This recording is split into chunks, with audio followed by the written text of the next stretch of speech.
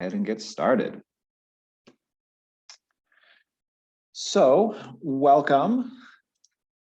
To go over quickly what the agenda is going to look like today, we're just going to do a quick Office of Outdoor Recreation intro, kind of look at some of our grants, discuss our Every Kid Outdoors initiative, and then we're going to take a moment to kind of look at using the outdoors as a space for learning, identify what is an outdoor classroom, go into some grant details. We're very lucky to have two wonderful presenters, Alex Papora from the Utah Society for Environmental Education and Derek Jensen from Utah State University, and he's going to be presenting the Outdoor Classroom Grant Design Guide, which is just going to be a wonderful resource. Then we'll just look at some application dates, how to use our online portal, and then open it up for the question and answer.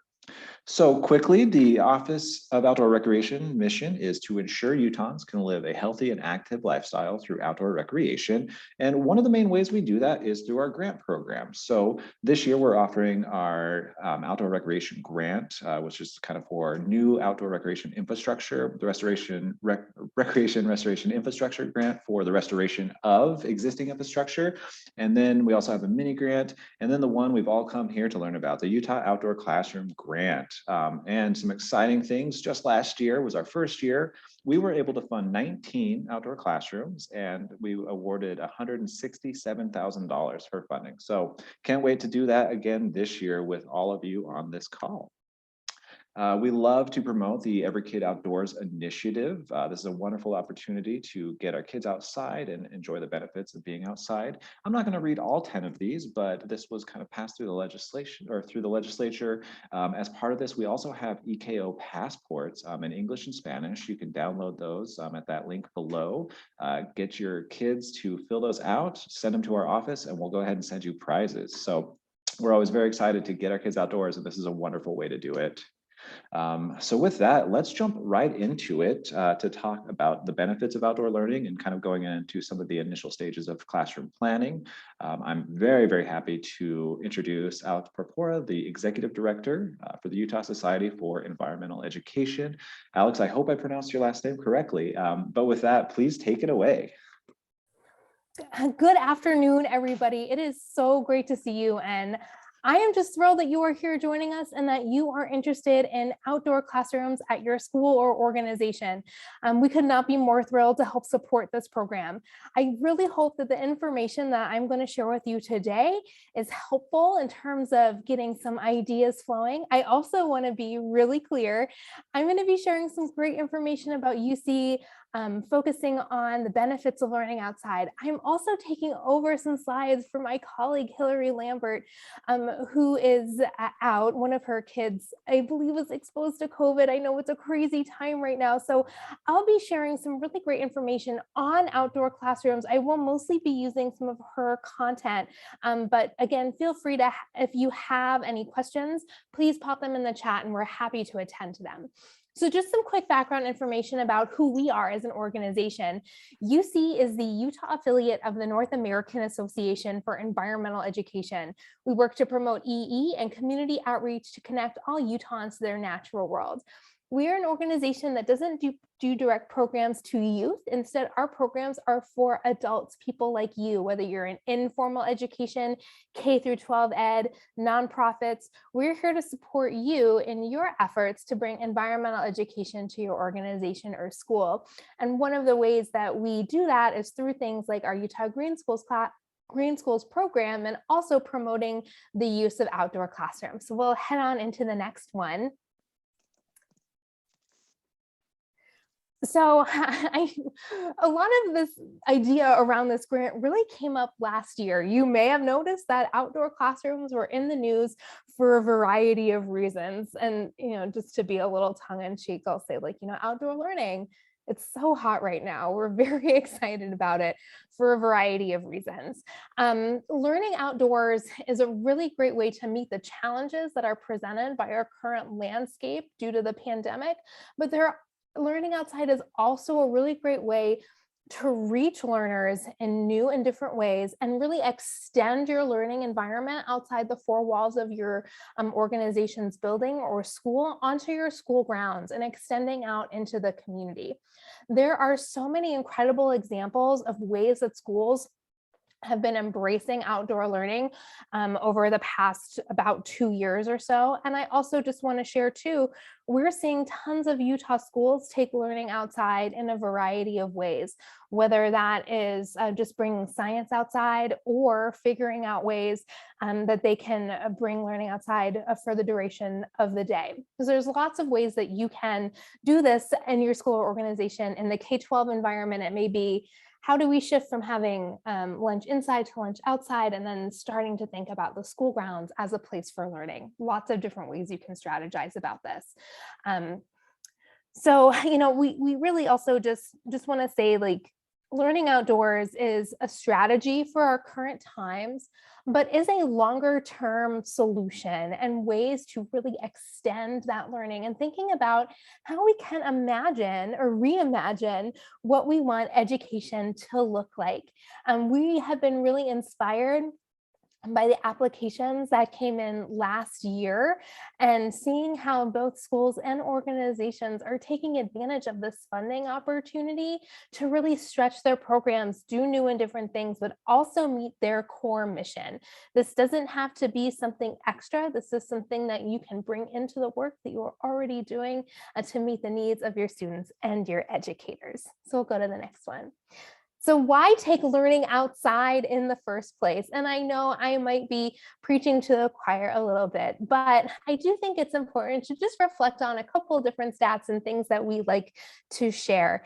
It's really important to take learning outside for a variety of reasons. The one that I like to cite the most is that youth 8 to 18-year-olds in the United States spend an average of 7.5 hours per day using entertainment media. And that can be watching TV, being on their phone, playing on an iPad. And as an adult, you probably, that might resonate with you as well. We're seeing youth and also adults spend a little bit less time outside engaged in both structured and unstructured activities. So this is certainly something that might be presented as a challenge. We'll go to the next one. But there is a lot of opportunity there. So when we think about learning, we might think about, all right, what are students going to gain? And then being outside is associated with reduced stress levels, improved mental health and well-being, improved physical health, and also seeing increased student engagement and academic performance. And all of these are linked to academic research. We also know, and we can keep talking about this one. I also want to say, especially in relation to reducing stress, increasing mental health, those things occur for adults being outside. And I will say anecdotally, from what we've heard from educators who have started teaching outside more frequently, is that it's really great for their mental health as well. There are certainly some barriers and challenges to getting used to the outdoors as a teaching and learning environment, but those mental and health benefits are going to impact not only your students, but hopefully your educators and staff who are able to participate in learning in outdoor settings. But please don't just take my word for it. We know sometimes that when you might be applying for these grant opportunities and programs, you might have to justify some of your reasoning with research. And I can include the links as well for these to get sent out. The Children and Nature Network has compiled a number of one-page fact sheets that list and cite a number of the academic research around outdoor learning. So I've specifically highlighted green schoolyards can improve academic outcomes, and green schoolyards encourage beneficial play. So some of this documentation may be useful for you as you are writing your grant and also thinking about your outdoor classroom, and also working on things like, potentially justifying to other people at your site or organization or school why you're moving forward with this process. So we wanted to let you know that if you need some additional magic up your sleeves, we are here to help you out with that as well. We'll go to the next one. So especially for those of you who are in K through 12 environments, learning outside supports our Utah State Board of Education standards, especially when we're looking at our science with engineering education standards. Being outside provides a myriad of opportunities to engage with phenomena and three-dimensional learning. It's a great way to get students engaged in that skill of observation and honing in on things. It can also be a really great opportunity to like notice changes that happen in your schoolyard throughout the course of the year and directly tying those back to specific state standards. Learning outside provides opportunities to engage in problem solving and hands-on learning. And I also want to say too, through this process and the grant process, and if you are looking to kind of make that shift to taking students outdoors more, it also provides a great opportunity to connect with partners and resources who can help make these standards come to life and also provide those deeper and richer community connections, and using the outdoors as a space and conduit to make that happen. We'll go to the next one. I just wanted to, I'll quickly pause right there just to see if there's any questions in the chat. Okay, so just one about the slides. So that's kind of the justification and background. Why should you do it? Well, I'm sure that many of you already have an inkling of the why. So let's dig into some of the nuts and bolts around what exactly is an outdoor classroom. So one of the big things that I really want to share with you is that anything that you can do indoors, you can do outside, which is important to remember when you think about what kind of learning you want to plan for outside. And it's equally important when thinking about what is an outdoor classroom. So like a traditional indoor learning space, it's a space with materials and tools for learning, seating, space for conversation, writing, problem solving, and presenting. And there's a couple design principles that you'll want to keep in mind throughout this process. As we go through these slides, you'll see a number of different learning spaces, and they're really meant to inspire you. And we'll talk about some of these other nuts and bolts pieces that you might want to think about through this process. One thing that I quickly wanted to highlight at the top of this section is that we are talking about classroom spaces. Some of you may be familiar with nature play spaces, and those are really cool and really excellent spots for students and learners to engage in play, to engage in maybe taking some risks and challenges that they might not usually take on a regular playground. This grant and the information that I'm sharing is really focused on what we were thinking of as like a structured outdoor classroom space. And we want these spaces to be well designed. So these are some guiding principles. These are from Nature Explore, which is an outdoor classroom company based in Lincoln, Nebraska. And they specialize in designing outdoor learning spaces and leading research projects into the benefits of learning outside. So these design principles will give you some ideas on how to start conceptualizing your classroom. And a lot of these will be in that guide that will be shared with you. I'll highlight them just really quickly. So when we're thinking about this outdoor space, really try to think about it as how you would design an indoor space. We're thinking about well-defined, clearly marked areas. Signs are named, or areas are named with either signs or visual cues. We're looking at using both natural materials and some built materials that are durable and can withstand being outdoors in a variety of conditions. And also thinking about how you can make this space really personal for your school or your organization. We'll scoot on to the next one. So here are some examples of thinking about how to create a well-defined space or clearly marked area. So you'll notice on the left, we have kind of this pergola with tables, so an amphitheater space as well. So we've got a couple of different spaces. I'll just say from an example from teaching a workshop at a local elementary school. For example, we would use kind of an amphitheater type space or space on concrete to introduce the main lesson and then establish boundaries on our grassy areas or areas for exploration.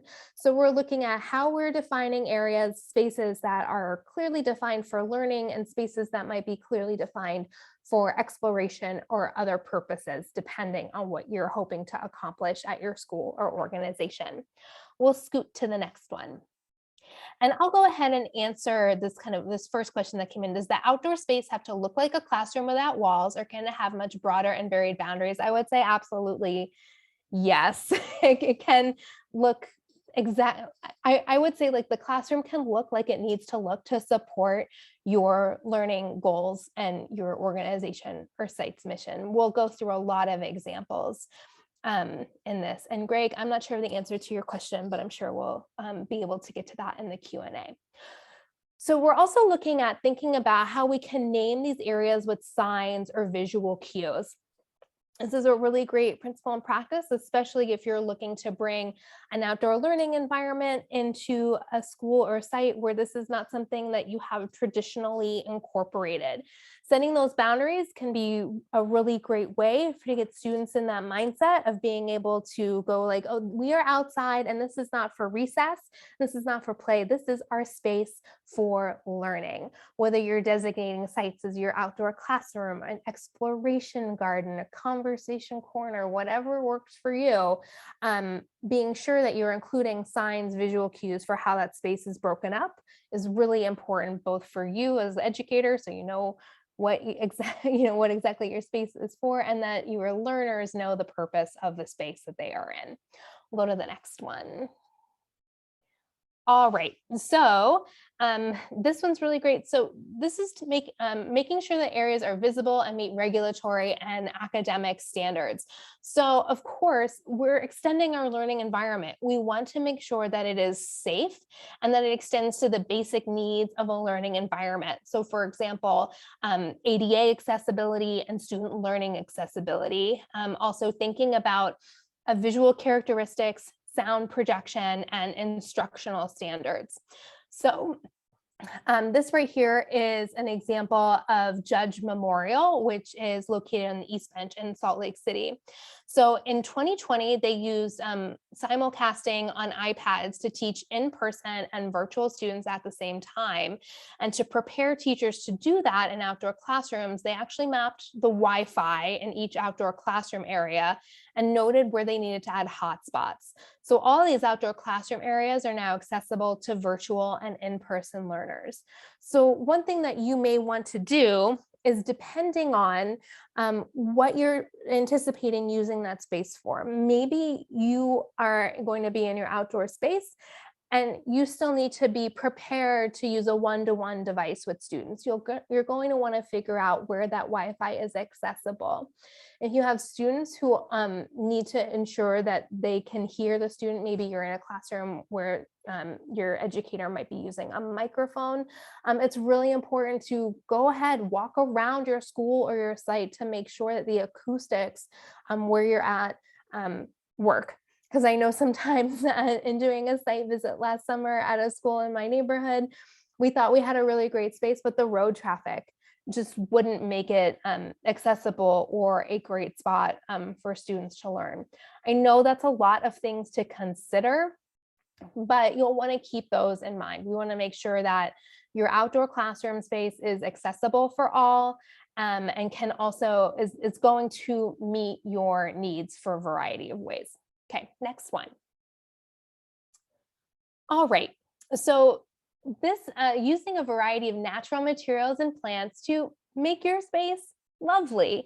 This actually speaks to some of the research on the environment as a third teacher. In a classroom, students can learn from the instructor, each other, and from how they interact with their surroundings. Educator and author William Ayers says it this way: the environment tells students what to do. And it's important because your design will key students in on how you want them to behave. Do you want them seated and listening? Do you want them working and collaborating in small groups around benches, running in an open space? So you'll want to think about designing that space based on what you want your students to do there. You can also bring in lots of natural elements into an outdoor classroom. So thinking about things like xeriscaping, bringing in local or native plants. Also maybe thinking about garden spaces, both vegetable gardens, also thinking about like edible plants and other things. So there's lots of ways that you can think about how you might want to incorporate those natural materials. And again, that might be really different for a school or site in St. George, Moab, Monticello than it would be for a school or a site up in Logan. So really think about those natural elements that you'll want to bring in. Okay, next one. again, this kind of touches on that same piece, is really think about personalizing your classroom with regional materials and also bringing in the community. I know that as part of this grant, we're also looking at ways that we can kind of extend the use of that classroom beyond just the day-to-day learning environment. So if you have community partners or a community center that's located by your school or site that might also want to take advantage of the space, bring them in to collaborate, see what else they might need. Let students help to plan some of these spaces. And I know sometimes it can be really difficult depending on the age of the students that you are working with, but it might be as simple as a group project to paint all of the benches or seating that are going in that space. Really giving some ownership, making the space that you are building feel specific to your site, your organization, your school, and making it meaningful. And making it meaningful means that your classroom will be used and loved both by students and educators and community members who are there. Next one. All right, and of course, choose elements that are durable and create ways to store equipment. So in Utah, we have snow sometimes, hopefully, rain, wind, all of these elements, they are real in our outdoor spaces, but there's creative ways to protect and store your learning materials outside. You might also want to think about, ways that you can bring materials from the outside inside. I will say, like, teaching outside, like clipboards are 100% your friend in these situations. So, some examples here is that looking at this classroom on the lower right-hand corner, all of these benches also serve as additional storing areas. And if you have some storage outside, it also makes it easier if you do need to quickly adjust to inclement weather or other conditions. And it makes it more likely that other educators on your site or at your school will be more likely to use this space if they know they can access materials that are already there and outside. So again, you're thinking not only just about how you're going to learn there, but how that space can be used and be functional for those folks who are going to use that. We'll go to the next one. So in thinking in terms of like concept mapping and plan, I know we're going to talk about this really great design document, but I do want to stress kind of up top too, is that you do not have to be a landscape architect to create a great plan for this application. You just need to have a vision and an idea, and the guiding documents for this grant will help you work through that piece.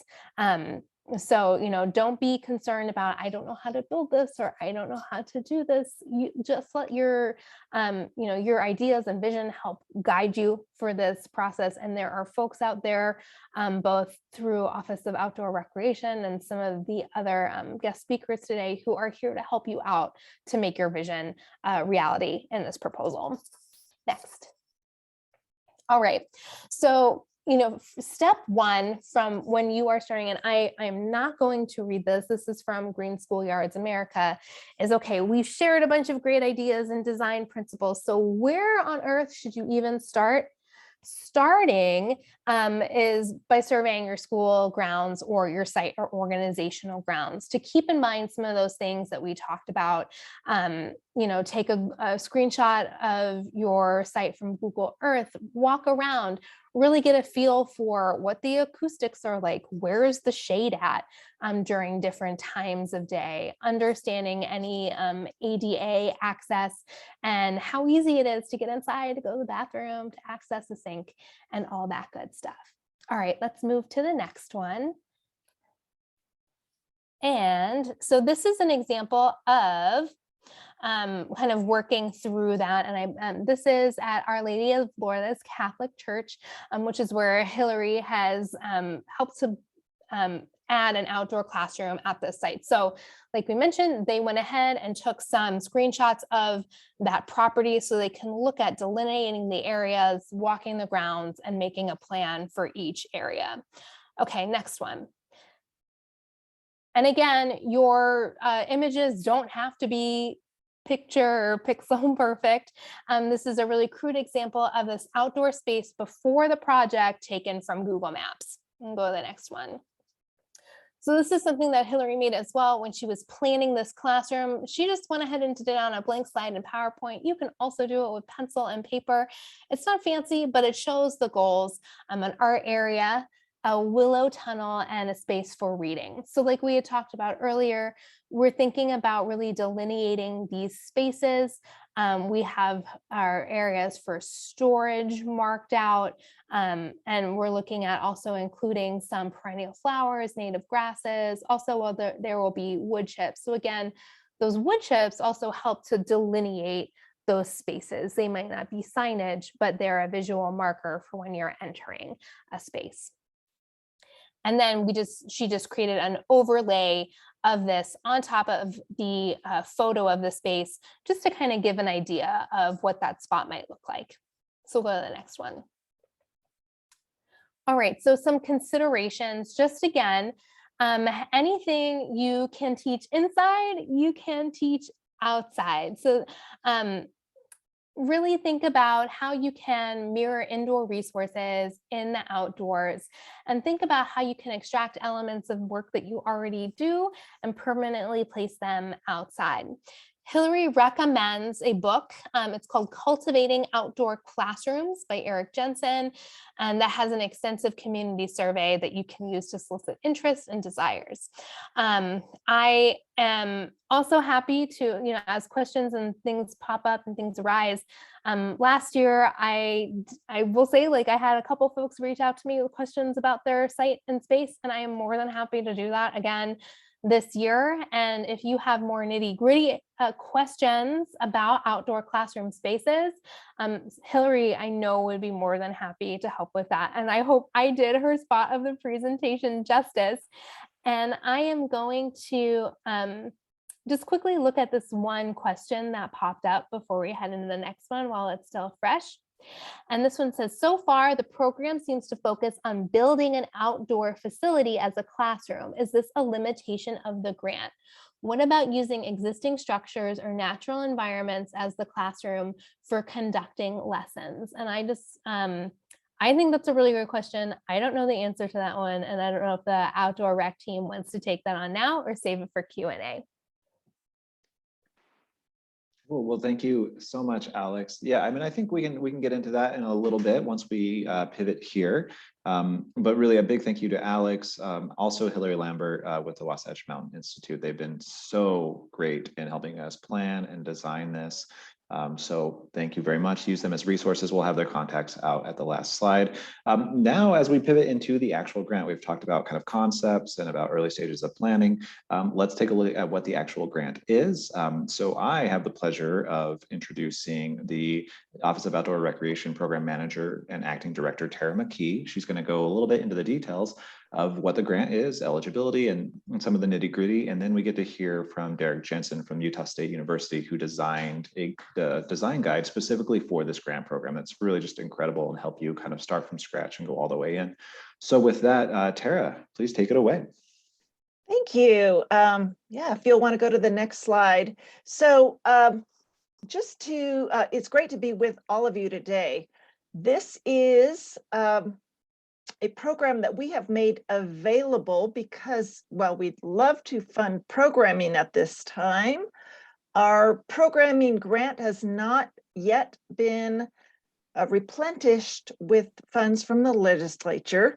So to support great programs out there, we wanted to provide a grant to provide infrastructure that may be needed for these great programs, something that really supports outdoor learning. That can be STEM topics, health topics, Native American studies, art, social studies, and I should add, of course, outdoor recreation skills. And I'm going to talk about that a little bit more, but please look at that Every Kid Outdoors initiative. Any of those things that support that are great and will increase your score. So anyway, so this is infrastructure only. So there needs to be something permanent to that, and hopefully that answers the question. But I did want to make the point that this should really fit with the area. If you have some regional things that are particularly unique in your area. Say it was, a tribal group, and I believe we did fund something with the Paiute tribe. Incorporate elements and design elements and aspects that make that unique, and that will be really appreciated. Okay, if you want to go to the next slide. So the details are, it opens up January 18th. That's Tuesday, right after our Martin Luther King Jr. holiday. And it will be open for 2 months. We will be sending out an email to all of you with all the links on that morning. This is a mini grant. So it has a streamlined application. It's up to a $10,000 award. And you'll just want to have a basic concept plan for the classroom to really help the scores to understand what you're doing. Please line up the partners for that in-kind work and those that are contributing funding.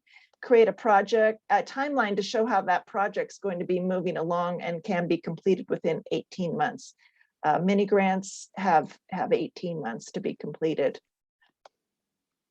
And then eligible applicants. So, of course, these are great for, a campus-centered, located outdoor classroom, kind of traditional as it was brought up, kind of an actual outdoor classroom. But it also can be great for communities. And we have funded ones where it's nonprofits or local governments, it should say tribal governments and local governments, that can host educational sessions for K through 12 students on a regular and frequent basis. So if there is something going on, you're hosting a number of field trips, this is a really great opportunity to have something to be able to either seat these students for this outdoor learning environment.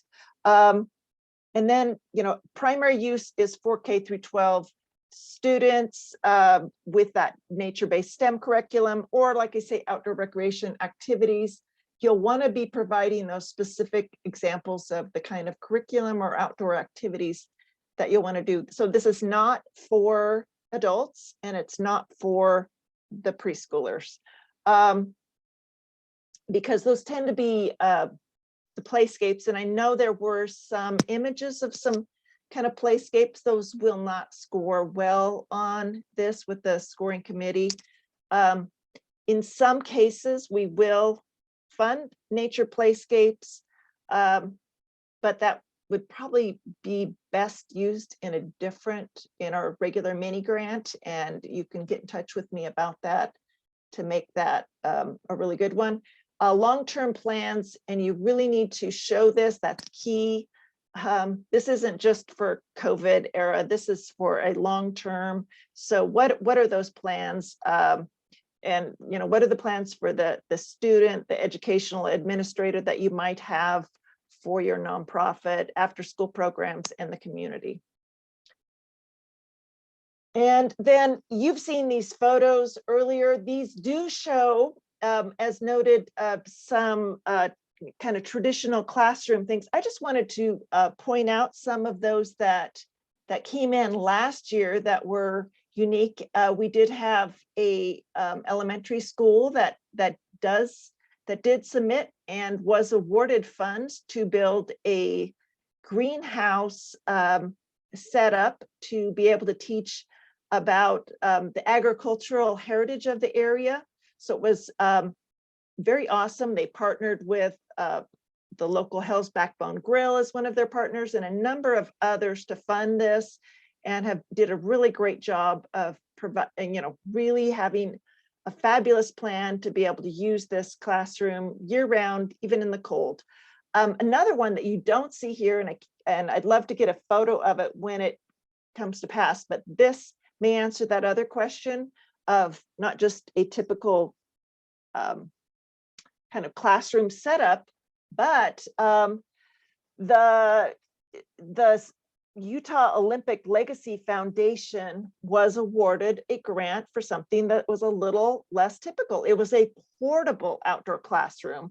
It was set up to go around and visit various schools to teach and bring together, for Nordic sports and snowshoeing, and to provide opportunities for students across the area. So that one was eligible. So I hope that helps you to think about it. So that would be very different, and we'll provide other opportunities or other examples in the future of some of the other ones. But I think that one was the most unusual, and they put together a great application to kind of show, especially that they were reaching populations that really were coming from lower income homes that wouldn't otherwise have these opportunities, which was a key with that one. And now we have Derek Jensen, who has been working on this for about a year or more, actually, Derek. He is a grad student at Utah State University, and he has created this design guide. We had a sample of it last year, and now we have the full design guide, and he's going to introduce it to you. Yeah, like Tara said, my name is Derek, and I've had a great opportunity in the last year to dive deep into this subject and provide some design expertise and guidance for you guys going in this process for the first time. My email is not here on this slide, but I'm going to put it in the chat right now, just in case anyone would like to reach out to me. I'm totally happy and willing to offer help, advice, or answer questions about the design guide as you guys jump into it as well. So like I said, I'm here to provide some design expertise, and I want you right now to set the grant aside for just a minute and open your mind to more. This is an image of the plan of Chicago. It's done by a city planner designer named Daniel Burnham in the early 1900s. He was one of the leaders in the City Beautiful movement, and he's very famous for this quote where he says, "Make no little plans. They have no magic to stir men's blood, and probably themselves will not be realized. Let your watchword be order and your beacon be beauty. Think big." And I included that because I want it to help you think and inspire you to push a little bit. Don't just think of this grant as being the end. Think of a vision for your site plan and the grant being something that can support that vision. And I just know I've seen how plans can inspire people to do great things. And I would encourage you to really push for greatness on this, even though it's a mini grant, but help it to contribute to your grander vision. And so that's kind of the lens through which I'm approaching this. So I've included just a simplified design process for this. One of the things I'm interested in my study is the design process. And there's a number of ways you can go about designing. Alex touched on a number of good points and principles, and I've simplified it here into 4 steps. Number 1, defining a vision, as we've talked about. Number 2, building a team, including people into your process so that you're not alone. And as I've reviewed the literature on this topic, that's one of the most important things that every single design guide and author recommended is building a team and gathering public input. So there's some sections on that. Step 3, getting to know your site. That's what Alex was talking about, doing an inventory and an analysis, looking at where shade is, where the sun is, where the noise is, all that kind of stuff. And then number 4, creating your site plan, which is where I walk you through how to actually make it visualized, drawn on a piece of paper, and then you can submit it. So the first 3 steps there are sort of preliminary to creating the actual visualized plan.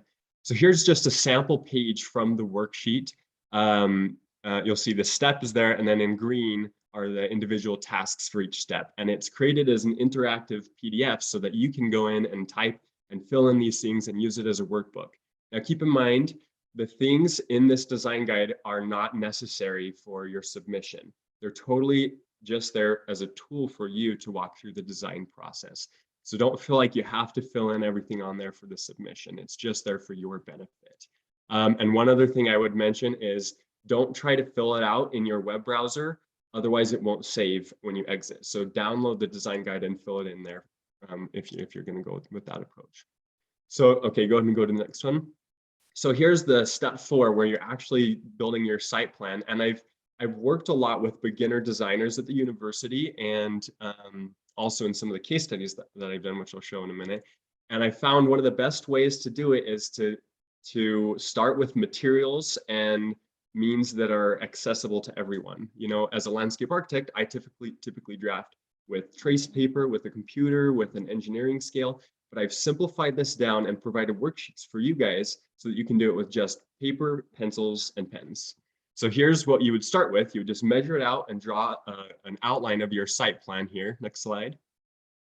Then I've had another worksheet where you cut out bubbles, sized bubbles for all the things that you want to put on your outdoor classroom, and then you can move them around without having to commit to a drawing. It will save you a lot of time and it will free up the thinking process so you can consider how things should be arranged before you spend any time drawing.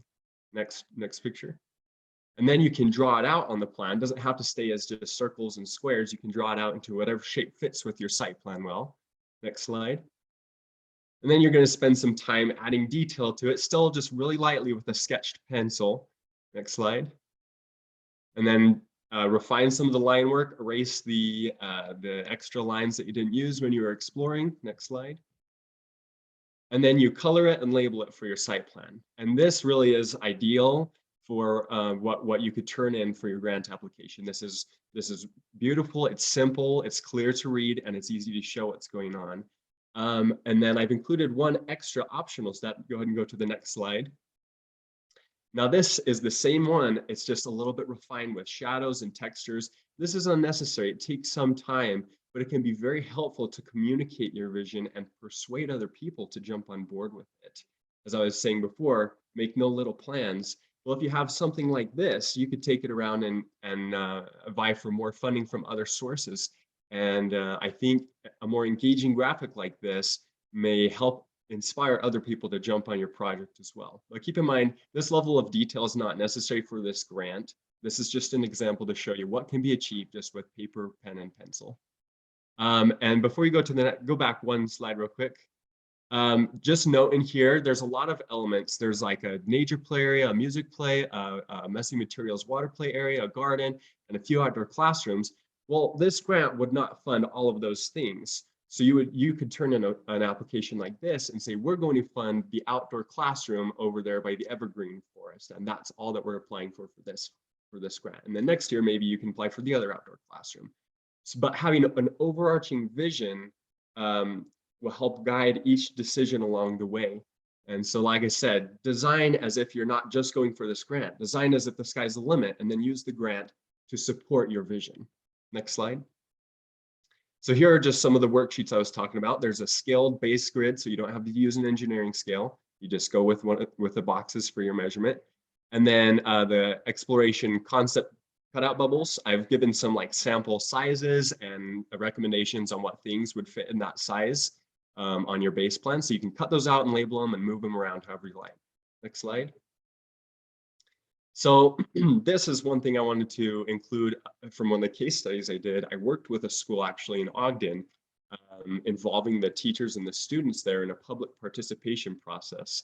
And I was just blown away by how amazing it was to work with the students. These, you can see me there teaching the students this design process. I walked them through the design guide that you guys are provided. And they created that site plan there in the middle all together as a class. And then they broke off as individuals, and all of those diagrams on the right-hand side were drawn by 8th grade students by themselves without any additional help. So I just wanted to include that to show you an example of you could do this with your students if you're in a school setting and engage the community around you. You know, you're not alone. And you're designing for other people to use. So try to find out what they want in the site and then represent their ideas too. Next slide. And so I've included a number of case studies. There's 5 in total. This is just a sample of a few of them of what they look like in general. And it'll give you a little cross-section of areas throughout the state that you can go and visit in person. Every single one of the case studies is open and free to the public to access. So I would encourage you to take a look at those case studies for inspiration on materials you can use, ideas for what to do with your outdoor classroom. And then if you really like one, go and visit it in person and check it out. The facility managers at each of them are more than happy to meet with and answer any questions. I met with all of them and interviewed them, and they were phenomenal. So give those a look at. Next slide. And that's it for me. Excellent. So we did put the link for this design guide right into the chat at the very beginning of the webinar. You can also get it just at business.utah.gov/outdoor/grants. And if one of my fellow staff members wants to put that link in, that'd be great as well. So what we've tried to do is give you the initial concepts, give you some stages in planning, and then introduce this amazing design guide to walk you through the entire process to get you ready for your application. So I want to just take a moment and review the resources offered. We do have the 2022 UWork program guide, which goes over all of our guides, but it's very helpful when you're looking at things like matching and eligibility. This is a matching grant. There are eligibility considerations. We do have the Outdoor Classroom Toolkit, which includes a lot of resources like articles and planning, a lot of examples. If you're curious what's on the actual application, you can download the entire application at this site. You can prep for it offline. There's going to be a budget included, and there's a budget template you can download. We also have a step-by-step webinar if you want a little help in how to figure that out. Staff contact Tara and myself, Patrick Morrison. Please reach out to us with any questions whatsoever throughout the entire process. We are so happy to help, and we really believe in the purpose of this grant. So we will do anything we can. As I said, there is the application that is online. You'll go to our portal, create an account, and apply there.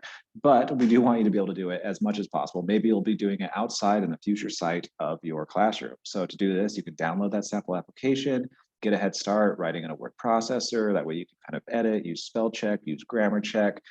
When you are in the portal, please save the work online. Frequently, we do see connection errors or server issues. We just don't want you to lose anything. And then if you are using any of the templates, there's a timeline template, there's the budget template. Just make sure, much like this design guide, that you download it first and then complete it and then upload it. Otherwise, it will appear blank. All the application links are available at our grants webpage, and then the grant period opens January 18th. And that's when we'll include the portal link on our website, and you can go ahead and get started. Just a quick look at some of the application attachments that are required for this. We need a W-9 form. That's how we prove you are who you are, and also how we reimburse you for this. We need your logo so we can promote the work, the conceptual site plan that you're going to do after you work through this awesome design guide.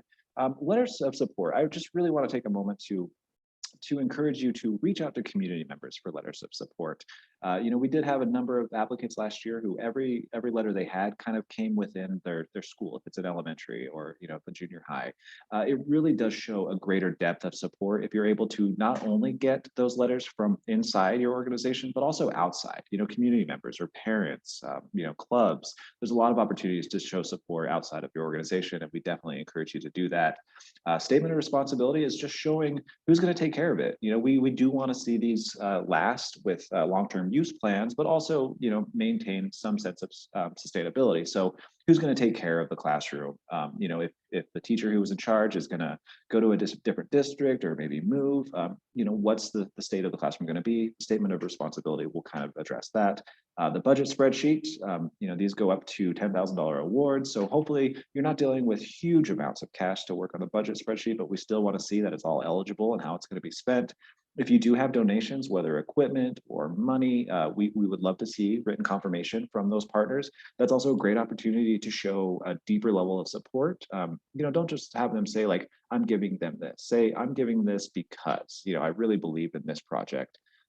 We have a timeline. The outdoor classroom grant is an 18-month contract, so the timeline is pretty easy. We're not talking about a week-to-week timeline here. It really is 6 months by 6 months by 6 months. So just let us know that you do have a plan for the construction of this. And then finally, if it is applicable, an MOU or a landowner agreement. Oftentimes, if it's just kind of at the school property, this one's easy. If you're doing it at a park or wherever, we just want to make sure whoever is managing the land is built on, that they're okay with it. With that, I think we've reached the question and answer part. I guess before I do open it up for questions, I did just want to, on this last slide, I did talk about letters of support and partners, but I did talk to Amy May of Tree Utah, the wonderful organization in Utah, the executive director there. I just wanted to give a plug for her as a wonderful partner. So if you are considering tree plantings in the classroom or help designing, Amy May is going to be a great resource. I believe her email is amy@treeutah.org. We can also put that in the chat. So with that, let's go ahead and answer some questions. Feel free to unmute if you have a question, and we'll go ahead and let them go orally. Also, I can answer some questions, and I'm just putting Amy May's email right there. Oh, she's put it as well. There's a couple questions from earlier. One was about a project from last year. Said if an organization received this grant last year, can they apply again for funds to complete the project? If it's the same project, and this goes for any of our grants, no, that we can't fund the same project twice. Now, unless you applied for a phase 1 of the project, and you said, this is what we're going to accomplish in phase 1 because it's pretty ambitious, then you can come back to us with phase 2. But if you've explained the project in the application that you're doing, so this is a warning to anybody who's got a very ambitious project. If you have explained it and in full in your application, that is what you are given a contract for with that award.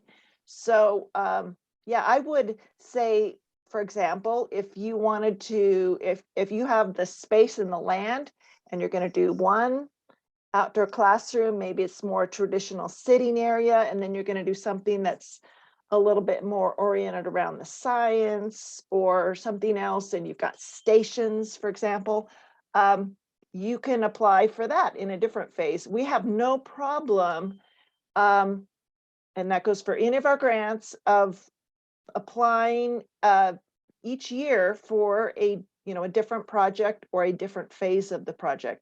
But please do be aware, for example, you could have your outdoor classroom and then decide, hey, I want to do a greenhouse. Those are two different projects if you've not put those together in your same application. So hopefully that helps. And then municipalities such as a water district, yes, that would be eligible. Again, be prepared to explain how it's the educational aspects of it.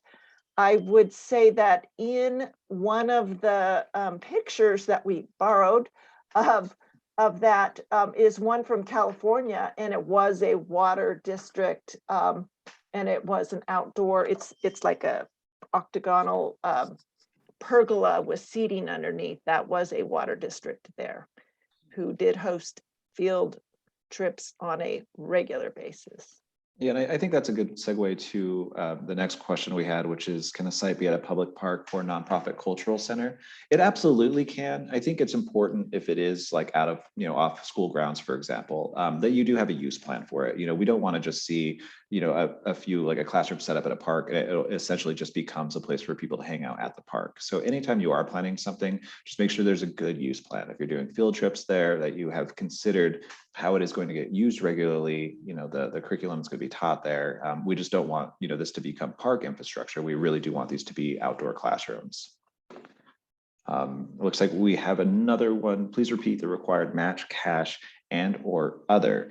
So, as a UORG grant, it is within the UORG requirements. So it goes up to a $10,000 award, and then there is a one-to-one match, and then 50% of your match does need to be cash. So if it were a $20,000 project, you could have a $10,000 award, you put in $5,000 of cash, and then you would have $5,000 be in kind. And all of those can be combinations of partners and your own applicant cash or in kind. And that in kind, just to be really clear, has to be for the completion of the infrastructure. It cannot be for the programming later.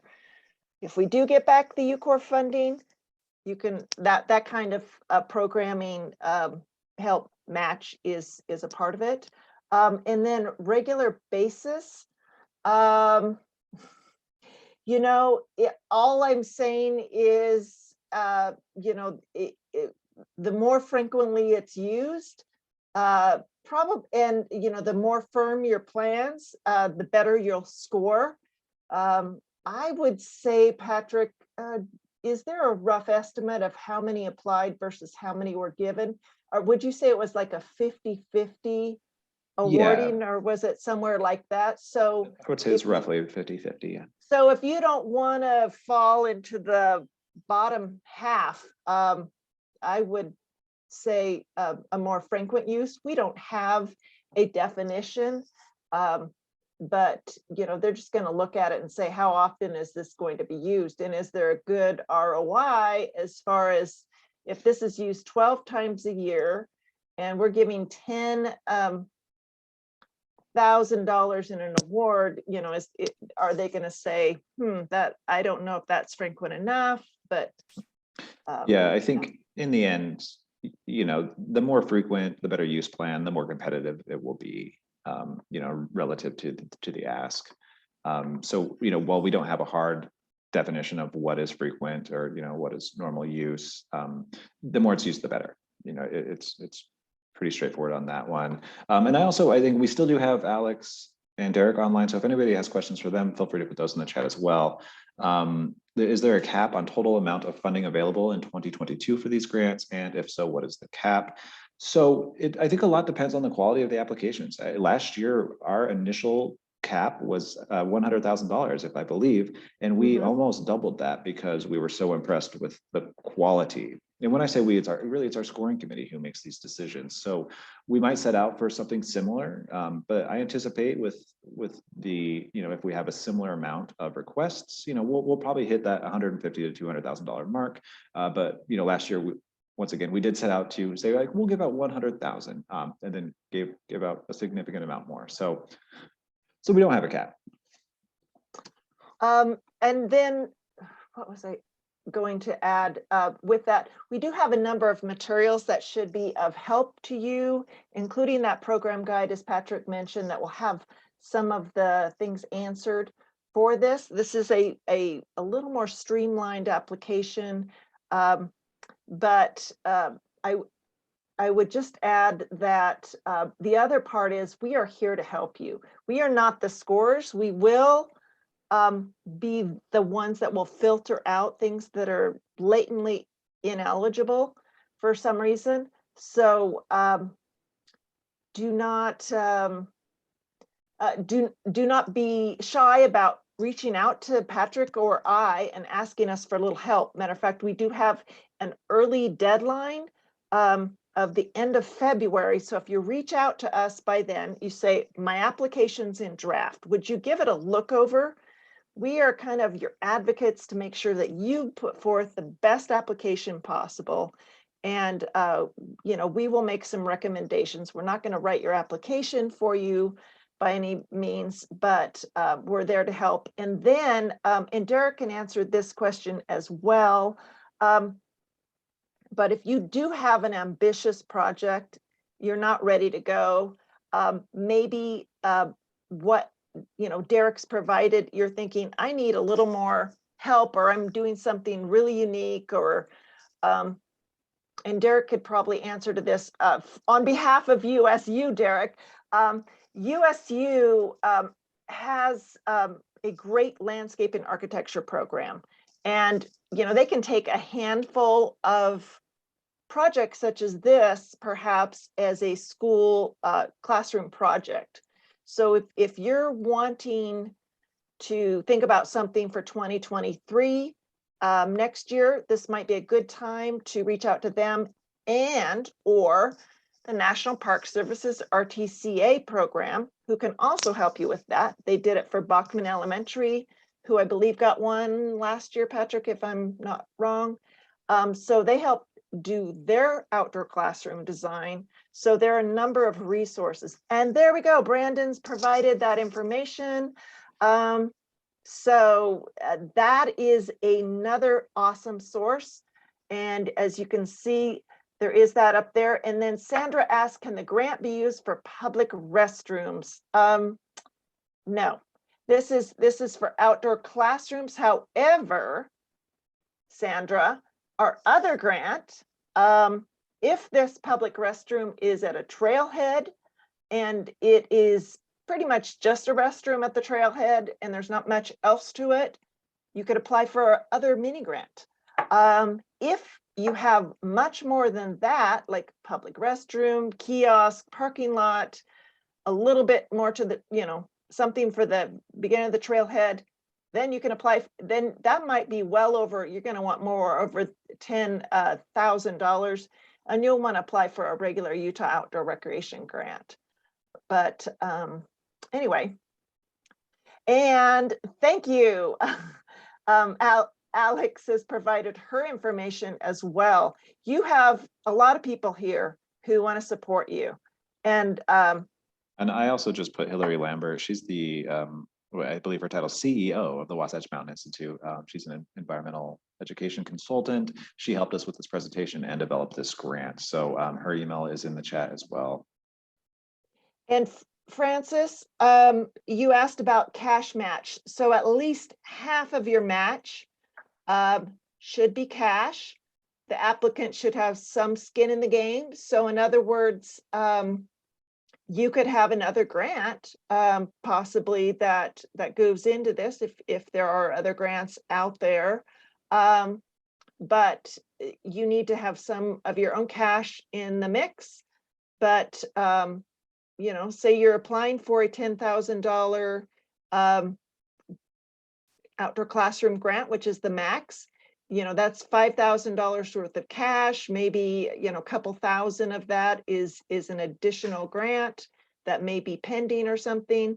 You know, there's different ways to do it, but I have been really pleasantly surprised at the community support. Once your communities know that what you're trying to do, you know, it has been wonderful to see, you know, school parents, school children's parents holding fundraisers and donating, like contractors donating their time and material and so forth.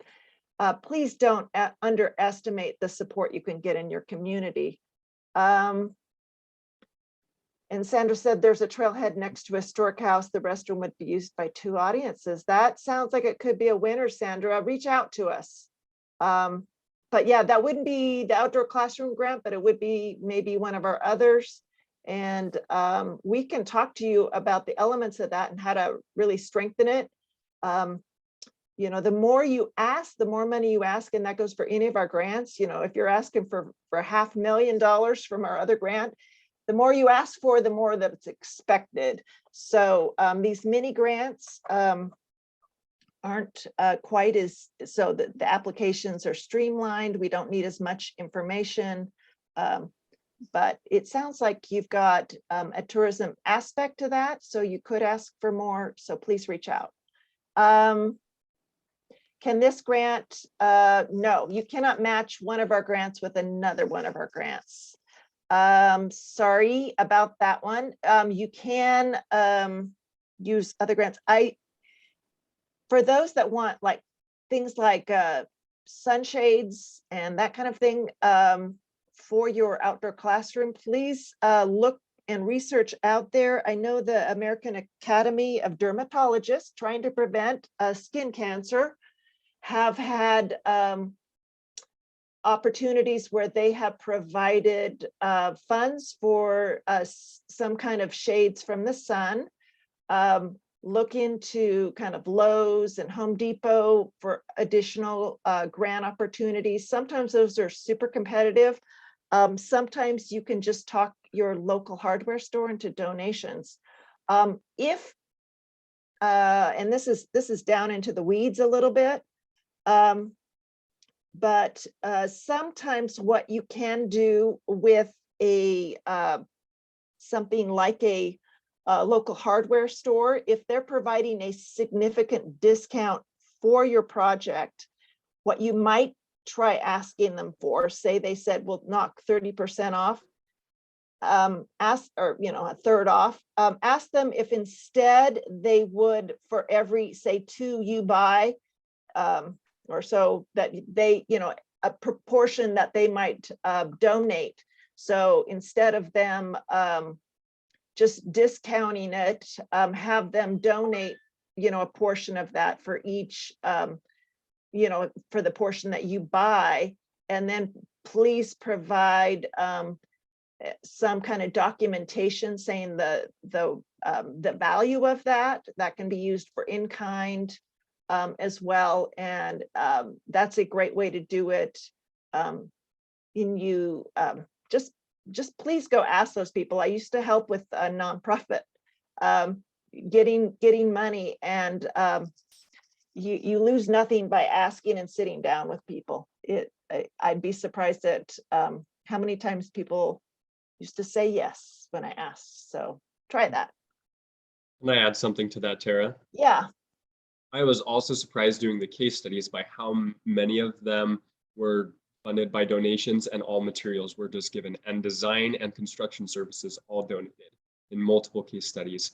And the one at Greenwood Charter School, where we did the public input process, we created a survey and sent it out to all the parents and teachers. I think we had about 40 respondents, and many of them put in what they were willing to donate to the project specifically. So if you send out a survey, which I actually have included in the design guide, there's a link to a pre-created survey that I made with all the questions that you could want to ask.